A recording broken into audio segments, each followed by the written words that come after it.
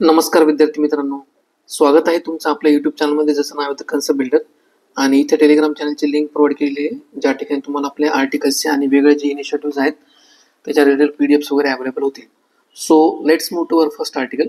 तर basically first आर्टिकलचा context काय आहे की एक अपोलो 8 नावाचं मिशन होतं जे 1968 मध्ये लॉन्च झालं होतं. तर त्या मिशनमध्ये एक इम्पॉर्टंट पर्सनॅलिटी किंवा ॲस्ट्रॉनॉट होते, त्यांचं नाव काय होतं, विल्यम अँडर्स हे त्यांचं नाव होतं. ठीक आहे. तर रिसेंटली एक प्रायव्हेट प्लेन क्रॅश झालेली आहे, तर त्या ठिकाणी त्यांची डेथ झालेली आहे. तर ह्या अपोलो 8 मिशनच्या पर्स्पेक्टिव्हनं आणि आपल्या UPSCच्या एक्झामच्या पर्स्पेक्टिव्हनं म्हणजे प्रिव्हियस इयरचा ट्रेंड्स बघता तर आपल्यासाठी काय काय इम्पॉर्टंट आहे ते बघूयात आपण. ठीक आहे. म्हणजे वेगवेगळे यांचे जे मिशन्स वगैरे आहेत, कोणत्या कंट्रीचं कोणतं मिशन आणि कशाच्या रिलेटेड वगैरे, तर ते आपण बघूयात. तर पहिलं आपलं आहे की नासाचं अपोलो मिशन कशाच्या रिलेटेड होतं. ठीक आहे. तर बेसिकली हे जे एक नासाचं मिशन आहे तर ते कधी लॉन्च झालं होतं, हे डिसेंबर 21, 1968 मध्ये लॉन्च झालं होतं. आणि हे काय होतं, फर्स्ट क्रूड स्पेसक्राफ्ट होतं. म्हणजे काय की याच्यामध्ये सोबत क्रू गेला होता. क्रू म्हणजे काय की जे पीपल्स वगैरे असतात ना त्याच्यामध्ये स्पेसक्राफ्टमध्ये, तर ते गेले होते. आणि यांनी काय केलं होतं की पहिल्यांदा अर्थ ऑर्बिट हे लिव्ह केलं होतं आणि मूनवर हे पोहोचले होते पहिल्यांदा. ठीक आहे. त्याला ऑर्बिट केलं आणि safely return to the earth. म्हणजे पहिल्यांदा काय केलं की अर्थ ऑर्बिट लिव्ह केलं, त्यानंतर ते मूनला ऑर्बिट केलं, त्या मूनच्या सरफेसवर पोहोचले आणि तिथनं परत काय केले, रिटर्न आले अर्थवर. ठीक आहे.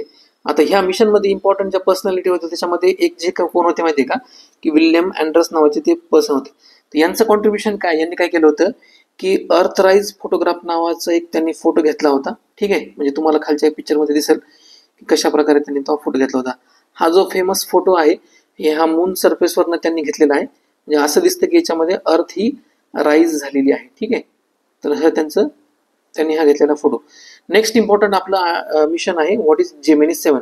तर बेसिकली हे जेमिनी 7 काय की याच्यामध्ये सिरीज ऑफ मिशन्स आहेत, स्पेस मिशन, म्हणजे जेमिनी 1 टू जेमिनी 7 अशापर्यंत. आणि हे सुद्धा काय की नासाचंच एक स्पेस मिशन आहे. आणि हे कधी त्यांनी लॉन्च केलं होतं, हे डिसेंबर 4, 1965 ला. म्हणजे अपोलो 8 मिशनच्या आधी त्यांनी हे काय केलं होतं, लॉन्च केलं होतं 1965 ला.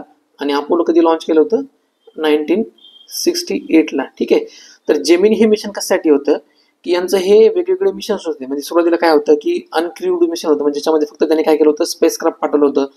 त्यानंतर जशा जशा स्टेजेस डेव्हलपमेंट होत गेल्या आणि जसे जसे त्यांच्या टेक्नॉलॉजिकल ॲडव्हान्समेंट होत गेले, त्यांनी काय केलं, हे क्रू सुद्धा, म्हणजे ह्या मिशनला, म्हणजे हे क्रू मिशन मूनवर पाठवण्यासाठी हे टेस्टिंग मिशन होतं, ज्याला काय म्हणतात, जेमिनी 7 मिशन असं म्हणतात. ठीक आहे. त्याच्यानंतर नेक्स्ट आपला इम्पॉर्टंट मिशन किंवा प्रोग्राम आहे, त्याला काय म्हणतात, Artemis program. Just 1 minute. Artemis program. ठीक आहे. तर ह्या आर्टेमिस प्रोग्राममध्ये हे सुद्धा काय माहिती आहे का, हे एक नासाचं इनिशिएटिव्ह आहे. आणि याच्यामध्ये काय करणार आहेत की मूनवर परत एकदा काय करणार आहेत ते की ह्युमन स्पेस मिशन पाठवणार आहेत आणि सस्टेनेबल प्रेझेन्स ते मूनवर एस्टॅब्लिश करण्यासाठी प्रयत्नशील असणार आहेत. आणि मूनच्या कोणत्या पार्टवर पाठवणार आहेत, मूनचा जो साऊथ पोल आहे. ठीक आहे. साऊथ पोलवर काय म्हणजे चायनाचं जे चँग 6 मिशन, जे चायनाचं जे मूनवर गेलं होतं, तर त्याच ठिकाणी हे काय करणार आहेत, मॅन्ड मिशन पाठवणार आहेत. ठीक आहे. याच्यामध्ये इम्पॉर्टंट काही त्यांचे मिशन्स होते, म्हणजे आर्टेमिस 1 जसे की ते अनक्रूड मिशन होतं, फक्त त्यांनी काय केलं होतं, स्पेसक्राफ्ट टेस्ट केलं होतं. त्यानंतर काय आहे की आर्टेमिस 2 त्याच्यामध्ये फर्स्ट क्रूड मिशन होतं, जे मूनच्या ऑर्बिटला त्यांनी मून वगैरे केलं होतं. आणि जे रिसेंट आर्टेमिस 3 आहे तर ते काय करणार आहे, मूनच्या साऊथ पोलला जाणार आहे 2025 पर्यंत. ठीक आहे. आणि याच्यामुळं काय होणार आहे की मूनवर ते काय करणार आहे, सस्टेनेबल लुनार प्रेझेन्स ते एस्टॅब्लिश करण्याचा प्रयत्न करणार आहेत. मग याचा अर्थ काय होतो, सस्टेनेबल लुनार प्रेझेन्स म्हणजे काय की अशा प्रकारचं एक इन्फ्रास्ट्रक्चर त्या ठिकाणी डेव्हलप करणार आहेत, ज्या ठिकाणी काय होईल की ज्या फर्दर लँडिंग्स वगैरे असतील त्या इझी होतील. आणि ते मूनवर आपण इझिली आपण म्हणजे दुसऱ्या कंट्रीज वगैरे तर ते इझिली त्या ठिकाणी काय करू शकतील, लँड करू शकतील. याच्यामध्ये त्यांना काय केलेलं आहे की इंटरनॅशनल कोलॅबोरेशन त्यासाठी लाभलेले, म्हणजे वेगवेगळ्या कंट्रीजच्या ज्या स्पेस एजन्सी आहेत, म्हणजे फॉर एक्झाम्पल युरोपची युरोपियन स्पेस एजन्सी असेल, किंवा जपानची जपान एरोस्पेस एक्सप्लोरेशन एजन्सी असेल, किंवा कॅनडाची कॅनडियन स्पेस एजन्सी, तर यांच्या कोलॅबोरेशननं नासा आणि यांनी काय केलेलं आहे, हे जे आहे आर्टेमिस मिशन हे लॉन्च केलेलं आहे. नेक्स्ट आपल्या एक्झामच्या पर्स्पेक्टिव्हनं इम्पॉर्टंट काय की इंडियानं अशा प्रकारचे काही मून एक्सप्लोरेशन मिशन किंवा प्रोग्राम लॉन्च केले होते का, तर पहिलं इंडियाचं जे मून एक्सप्लोरेशन प्रोग्राम होतं त्याला काय नाव दिलेलं आहे, चंद्रयान 1. तर हे कधी लॉन्च झालं होतं, हे 22 ऑक्टोबर 2008 ला लॉन्च झालं होतं आणि याचा ऑब्जेक्टिव्ह काय होता की मूनचा सर्वे करायचा, जे वेगवेगळ्या लाईटचे स्पेक्ट्रम आहेत म्हणजे for example visible, near visible आणि एक्स रे स्पेक्ट्रम, याच्यामध्ये काय करायचा मूनचा सर्वे करायचा. आणि याच्या जर अचिव्हमेंट्स बघितल्या तर बेसिकलीचे अचिव्हमेंट्स बद्दल एक इम्पॉर्टंट डिस्कवरी आपल्याला सापडलेली आहे की वॉटर मॉलिक्युल्सचा प्रेझेन्स या ठिकाणी काय केलेलं आहे, या चंद्रयान-1 मिशन आपल्याला आयडेंटिफाय झालेला आहे. आणि त्याचबरोबर आपण काय केलेलं आहे की मूनचं हाय रिझोल्युशन मॅपिंग जे आहे, म्हणजे मूनच्या सरफेसचे जे वेगवेगळे फोटोग्राफ्स आपण जे काढले होते त्याच्यानुसार आपण काय केलेलं त्याचं मॅपिंग वगैरे केलेलं आहे. नेक्स्ट इम्पॉर्टंट मिशन होतं चंद्रयान-2. तर हे कधी लॉन्च झालं होतं, हे रिसेंटली 22 जुलै 2019 ला लॉन्च झालं होतं. तर याच्यामध्ये 3 कंपोनंट पार्ट होते. ठीक आहे, एक होतं ऑर्बिटर, दुसरं होतं लँडर, त्याला नाव होतं विक्रम, आणि तिसरं होतं रोवर, त्याला नाव होतं प्रज्ञान. ठीक आहे, तर याचं ऑब्जेक्टिव्ह काय होतं चंद्रयान-2चं की परत काय की लुनार जो सरफेस आहे मूनचा तो मॅप करायचा, त्याचं जे कंपोजिशन आहे ते स्टडी करायचं. म्हणजे कंपोजिशन स्टडी करायचं याचा अर्थ काय होता की आपण काय करणार होतो, ह्या विक्रम लँडरच्या साह्यानं मूनच्या सरफेसवर उतरणार होतो. ठीक आहे, म्हणजे हे नॉन क्रूड मिशनच होतं, पण आपण काय केलं होतं एक लँडर त्या ठिकाणी पाठवलं होतं. पण अनफॉर्च्युनेटली असं झालं की ते सॉफ्ट लँडिंग त्याचं झालं नाही, ते काय झालं फेल झालं. ठीक आहे, म्हणजे जे दोन दुसरे कंपोनंट आहेत म्हणजे ऑर्बिटर आणि रोवर, ठीक आहे, म्हणजे हे मून आहे, तर हे काय करतं मून, हे रोवर काय करतं मूनला चक्कर मारतं. ठीक आहे, तर हे अशा प्रकारचं एक प्रज्ञान रोवर आहे. आणि search for ice water on south polar region. ठीक आहे, म्हणजे मूनचा जो साऊथ पोल रिजन आहे त्या ठिकाणी काय करायचं की आईस वॉटरचं कॉन्सन्ट्रेशन सापडायचं. म्हणजे याचे 3 बेसिक ऑब्जेक्टिव्ह काय होते, एक तर काय की लुनार सरफेसचं मॅपिंग करायचं, नेक्स्ट वन काय याचं कंपोजिशन जे आहे मटेरियल कंपोजिशन ते एक स्टडी करायचं, एक्झामिन करायचं, आणि जो मूनचा साऊथ पोलार रिजन आहे त्या ठिकाणी काय करायचं वॉटर आईस आहे का नाही त्याचं फाइंड करायचं. याच्या जर अचिव्हमेंटचा जर विचार केला तर काय की आपण सॉफ्ट लँडिंग आपल्याला करता आली नाही, पण जे प्रज्ञान नावाचं किंवा जे आपलं जे ऑर्बिटर होतं तर ते आपल्याला आता सुद्धा काय करतं सक्सेसफुल डेटा जो आहे मूनरच्या मॅपिंगच्या रिलेटेड तो काय करतो रिसेंटली सेंड करतो. नेक्स्ट आपलं इम्पॉर्टंट मिशन आहे अपकमिंग मिशन, ते आहे चंद्रयान-3. तर बेसिकली हे कधी लॉन्च होणार आहे, हे मिड 2025 ला लॉन्च किंवा 2024-25 ला हे लॉन्च होणार आहे. आणि याचा सुद्धा एम काय की मूनचा जो आपला साऊथ पोलार रिजन होता त्याच्यावर काय करायचं सक्सेसफुल सॉफ्ट लँडिंग करून दाखवायची. आणि याचे जर कंपोनंट पार्टचा विचार केला त्याच्यामध्ये काय असणार आहे, लँडर आणि रोवर असणार आहे. ठीक आहे, म्हणजे याच्यामध्ये ऑर्बिटर नसणार आहे कारण ऑर्बिटर आपण ऑलरेडी पाठवलेला आहे चंद्रयान-2 मध्येच. त्यानंतर आपलं नेक्स्ट ह्या ठिकाणी काय केलेलं आहे की एक प्रॅक्टिस क्वेश्चन युपीएस साठी दिलं. म्हणजे युपीएससी काय करतं अशा प्रकारचे जे मिशन्स आहेत म्हणजे स्पेस मिशन्स वगैरे जे इम्पॉर्टंट स्पेस मिशन्स आहेत अदर कंट्रीचे, तर ते काय करतात त्याच्यावर त्यांनी क्वेश्चन विचारलेले आहे. म्हणजे 2008 मध्ये US स्पेस एजन्सीचे एक थेमिस मिशन होतं त्याच्या रिलेटेड त्यांनी काय केलेलं क्वेश्चन विचारलेलं आहे. जास्त डीप मध्ये न जाता फक्त आपल्याला एक्झामच्या पर्स्पेक्टिव्हने काय लक्षात ठेवायचे, फॉर एक्झाम्पल हे मिशन आहे तर ते कोणत्या कंट्रीचं मिशन आहे, त्याचे ऑब्जेक्टिव्ह काय आणि ते कुठं सोडणार आहे. ठीक आहे, म्हणजे मूनवर आहे, मार्सवर सोडणार आहे, ज्युपिटरवर आहे किंवा अदर इंटरप्लॅनेटरी मिशन वगैरे आहे तर ते त्याच्या रिलेटेड. तर फक्त एवढ्या 2 गोष्टी लक्षात ठेवायच्या, जास्त स्पेसिफिकेशन किंवा डिटेल्समध्ये जाण्याची गरज नाही अशा स्पेस मिशनच्या रिलेटेड. नेक्स्ट आपलं इम्पॉर्टंट आर्टिकल आहे की आरबीआयनं रिझर्व्ह बँक ऑफ इंडियानं काय आहे की एक कंझ्युमर कॉन्फिडन्स सर्वे कंडक्ट केला होता, त्याच्या रिलेटेड हे आर्टिकल आहे. तर आपल्या एक्झामच्या पर्स्पेक्टिव्ह जे इम्पॉर्टंट पॉईंट्स असेल ते आपण ते बघूया. पहिला जो पॉईंट आहे तर basically about the consumer confidence survey. तर हा कंझ्युमर कॉन्फिडन्स सर्वे काय आहे, तर हे काय आहे की एक क्वार्टरली सर्वे आहे आणि तो कंडक्ट करतं की रिझर्व्ह बँक ऑफ इंडिया करतं. आणि हे कशासाठी, आता नावातच बघा कंझ्युमरचं कॉन्फिडन्स इकॉनॉमीमध्ये जज करण्यासाठी किंवा गेज करण्यासाठी हे काय करतात, हे सर्वे कंडक्ट करतात.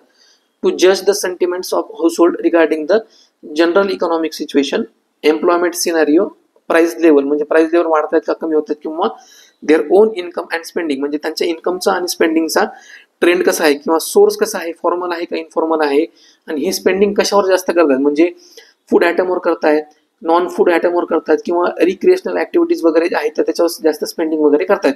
तर त्याच्या रिलेटेड हा जो सर्वे आहे तर तो आपल्याला इन्फॉर्मेशन देतो. त्याचं काय नाव आहे कंझ्युमर कॉन्फिडन्स सर्वे. याचे जर की फीचर्स जर बघितले त्याचं ऑब्जेक्टिव्ह काय होतं की कंझ्युमरचं जे परसेप्शन किंवा एक्सपेक्टेशन आहे इकॉनॉमिक कंडिशनच्या रिलेटेड ते काय करणं की डिटरमाइन करणं आणि असेस करणं.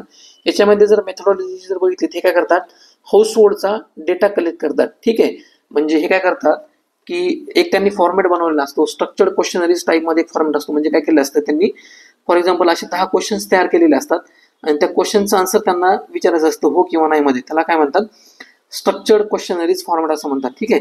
आणि याचा जर पॅरामीटरचा जर विचार केला तर हे काय करतात, याचं ओपिनियन घेतात.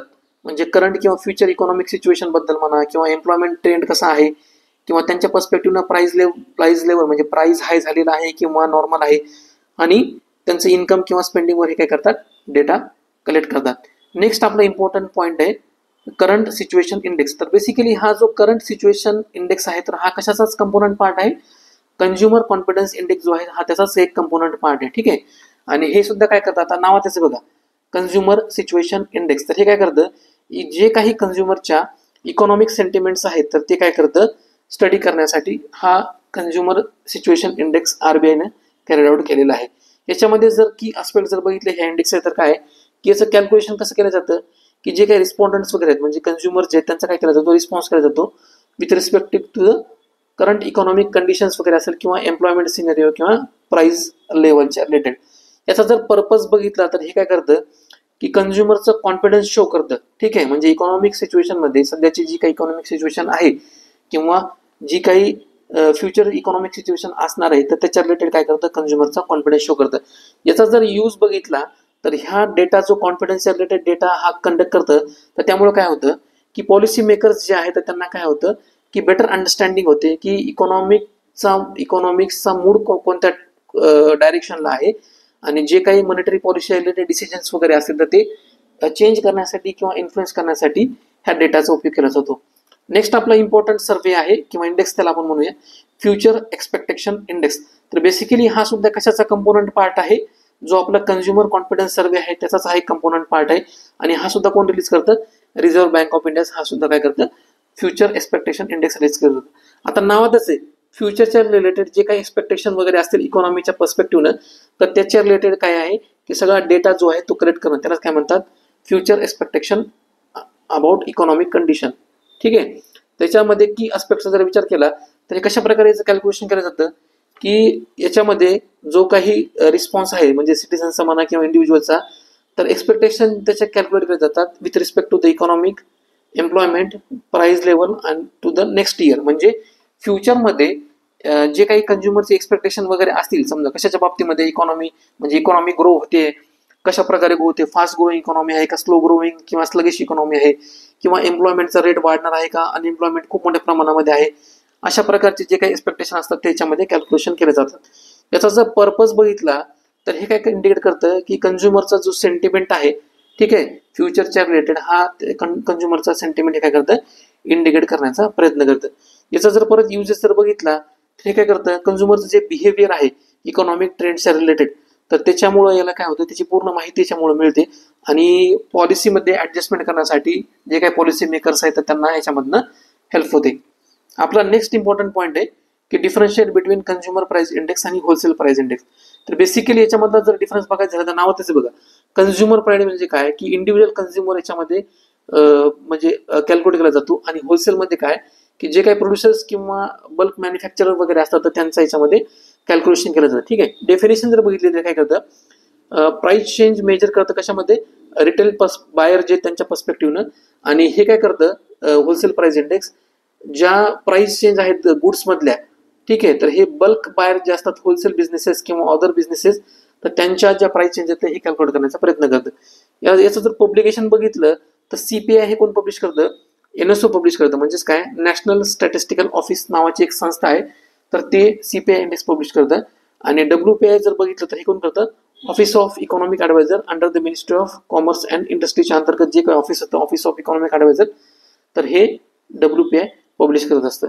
याचा जर स्कोप आणि बेस जर बघितलं, स्कोप काय की हे काय कॅल्क्युलेट करण्याचा प्रयत्न करतं, ज्या काही रिटेल प्राइजेस आहेत, जर कंझ्युमर पेड करतो एखादं समजा सर्व्हिस किंवा गुड्स बाय करण्यासाठी, तर त्याच्या रिलेटेड हा ट्रेंड कसा आहे तर हा कंझ्युमर प्राइस इंडेक्स शो करतो. आणि हा होलसेल प्राइस इंडेक्स काय करत असतो की ज्या काही होलसेल प्राइस आहेत त्यांचा ट्रेड प्रोड्युसरच्या पर्स्पेक्टिव्हनं काय करत असतो, चेक करत असतो. याच्यात जर बेस इयर बघितलं तर हे 2012 हे कंझ्युमर प्राइस इंडेक्सचं बेस इयर आहे, पण त्याच्यामध्ये आता रिसेंटली काय केलेलं आहे, जो इंडस्ट्रियल वर्करसाठी कंझ्युमर प्राइस इंडेक्स आहे त्याचं बेस इयर त्यांनी 2012 पासून चेंज करून किती केलेले, 2016 करण्यात आलेले. ठीक आहे. नेक्स्ट आहे इम्पॉर्टंट पॉईंट, डब्ल्यूपीआयचा बेस इयर आहे 2011-12, आणि याच्यात जर कव्हरेज बघितलं तर हे काय की कंझ्युमर प्राइस इंडेक्स हे काय करतं, जास्त जे ॲटम्स आहेत इकॉनॉमीमधले ते कव्हर करतं. म्हणजे for example food, beverages, fuel, light, housing, clothing, bedding, footwear, medical care, education आणि इलेक्ट्रॉनिक्स. आणि जर WPIचा जर स्कोप बघितला किंवा कव्हरेज बघितलं ते काय करतं, इन्क्लूड मेनली प्रायमरी आयटम्स, त्याच्यामध्ये फ्युएल आणि पॉवर असणार आहे आणि मॅन्युफॅक्चरिंग प्रोडक्ट. ठीक आहे. त्याचा जर पर्पज बघितलं तर हे काय करतं, जे काही कॉस्ट ऑफ लिव्हिंग वगैरे आहे तर ते कॅल्क्युलेट करण्यासाठी याची मदत होते आणि पॉलिसी मेकर्सला काय करतं, गाईड करण्यासाठी सुद्धा हे कंझ्युमर प्राइस इंडेक्स मदत करतं. नेक्स्ट आपला हे काय की होलसेल प्राइस इंडेक्सचा जर पर्पज बघितलं तर काय की हे काय करतं, जज करतं इन्फ्लेशनरी ट्रेंड जे आहेत प्रोडक्शन किंवा होलसेल सेक्टरमध्ये कशा प्रकारचे येतात ते हे जज करण्यासाठी याची मदत होते. आणि याची जर फ्रिक्वेन्सी बघितली तर कधी हा रिलीज केला जातो, तर हे दोन्ही सुद्धा इंडिकेटर जे आहेत तर हे काय करतात, मंथली बेसिसवर रिलीज केले जातात. याच्यामध्ये जर टाइप्स बघितले कंझ्युमर प्राइस इंडेक्समध्ये तर बेसिकली याच्यामध्ये 4 टाइप्स येतात. पहिला जो आहे इंडस्ट्रियल वर्करसाठी, दुसरा आहे ॲग्रिकल्चर वर्करसाठी. आपण आताच बघितलं इंडस्ट्रियल वर्करचा जो बेस इयर आहे तो 2012 पासून कधी करण्यात आलेला आहे, 2016 हा चेंज करण्यात आलेला आहे. ठीक आहे, हे पॉईंट इम्पॉर्टंट आहे. नेक्स्ट आहे आपला CPI for agriculture labour, next आहे CPI फॉर रूरल लेबर आणि CPI रूरल, अर्बन आणि कंबाईन्ड आहे. ठीक आहे. आता हे पहिले जे 3 इंडिकेटर आहेत इंडस्ट्रियल वर्कर, ॲग्रिकल्चर लेबर आणि रूरल लेबर, तर याचं कंपायलेशन कोण करतं, लेबर ब्युरो याचं कंपायलेशन करत असतं अंडर मिनिस्ट्री ऑफ लेबर आणि एम्प्लॉयमेंट. ठीक आहे. आणि जो शेवटचा इंडिकेटर आहे CPI जो रूरल, अर्बन आणि कंबाईन ह्या तिन्ही सुद्धा फॉर्मॅटमध्ये काढला जातो, त्याचं कंपायलेशन करतं national statistical office under ministry of statistics आणि प्रोग्राम इम्प्लिमेंटेशन, हे त्याचं काय करत असतं, कॅल्क्युलेशन करत असतं. याच्यामध्ये जर डिफरन्स जर आपण चेक केला CPI आणि WPI मध्ये, जर आपल्याला 3 इम्पॉर्टंट याच्यामध्ये डिफरन्स जाणवतो. तर पहिलं काय आहे की हे WPI जे ते काय करतं, प्रोडक्शन लेवलला किंवा प्रोड्युसर लेवलला काय करतं, इन्फ्लेशन ट्रॅक करण्याचा किंवा प्राइस चेंज झालेले आहेत तर ते ट्रॅक करण्यासाठी याची मदत होते. आणि CPI जो आहे तो हे कशासाठी होतो, ज्या काही प्राइस चेंज झालेले आहेत तर हे कंझ्युमर लेवलला इन्फ्लेशन ट्रॅक करण्यासाठी याची मदत होते. ठीक आहे. नेक्स्ट इम्पॉर्टंट डिफरन्स आहे WPI हे काय करतं की ज्या काही सर्व्हिसेस मधल्या प्राइस चेंज झालेल्या तर हे कॅप्चर करत नाही, पण CPI मध्ये काय इन्क्लूड आहे, गुड्स प्लस सर्व्हिसेस हे दोन्ही सुद्धा याच्यामध्ये इन्क्लूड आहे.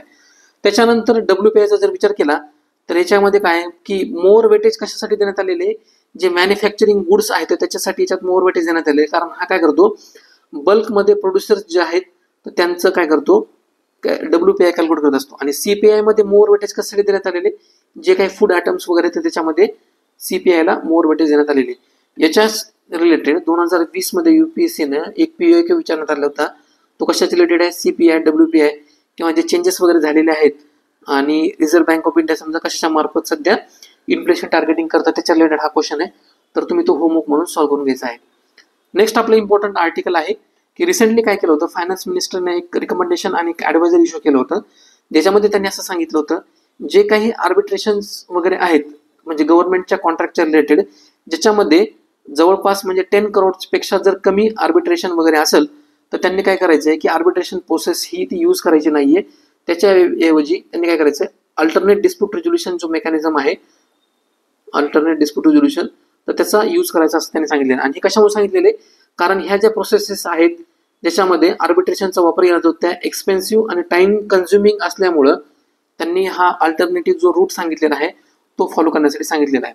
तर एक्झामच्या पर्स्पेक्टिव्ह आपल्यासाठी जे इम्पॉर्टंट पॉईंट आहेत आपण ते बघूया. पहिलं आहे आर्बिट्रेशन आणि त्याचे डिफरंट टाइप्स. तर बेसिकली आर्बिट्रेशन म्हणजे काय की दोन पार्टीमध्ये जो डिस्प्यूट आहे तर तो काय करायचं, आउट ऑफ द कोर्ट त्याची सेटलमेंट करायची. ठीक आहे, म्हणजे जो एक्सटर्नल आर्बिट्रेटर आहे तर आउट ऑफ द कोर्ट त्याची सेटलमेंट करायची, त्यालाच काय म्हणतात, आर्बिट्रेशन असं म्हणतात. ठीक आहे.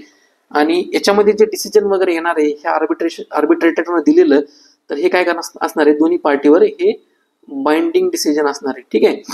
याच्यानंतर हे जे काही आर्बिट्रेशनची प्रोसेस आहे तर बेसिकली हे कॉमनली कशासाठी यूज केलं जातं, जे काही कमर्शियल डिस्प्यूट्स आहेत किंवा इंटरनॅशनल ट्रान्झॅक्शनच्या रिलेटेड जे काही डिस्प्यूट्स वगैरे आहेत तर त्याच्या रिलेटेड हे आर्बिट्रेशन प्रोसेस यूज केली जाते. याच्यामध्ये जर टाइप्स बघितले तर पहिला आपला इम्पॉर्टंट टाइप्स आहे ॲडव्हॉक आर्बिट्रेशन, ज्याच्यामध्ये काय केलं जातं की पार्टीज स्वतः ज्या पार्टीज असतात त्याच्यामध्ये डिस्प्यूटमध्ये इन्व्हॉल्व, त्याच काय करतात की आर्बिट्रेशनची प्रोसिजर आहे तर ती डिटरमाइन करतात. ठीक आहे. याच्यामध्ये जो काही इन्स्टिट्यूशन आहे आर्बिट्रेशनच्या रिलेटेड याच्यामध्ये इन्व्हॉल्वमेंट नसते, कारण हे काय करतात पार्टीज डिसाईड करत असतात त्याच्यामध्ये, म्हणूनच त्याला काय म्हणलेले ॲडव्हॉक आर्बिट्रेशन असे म्हणलेले.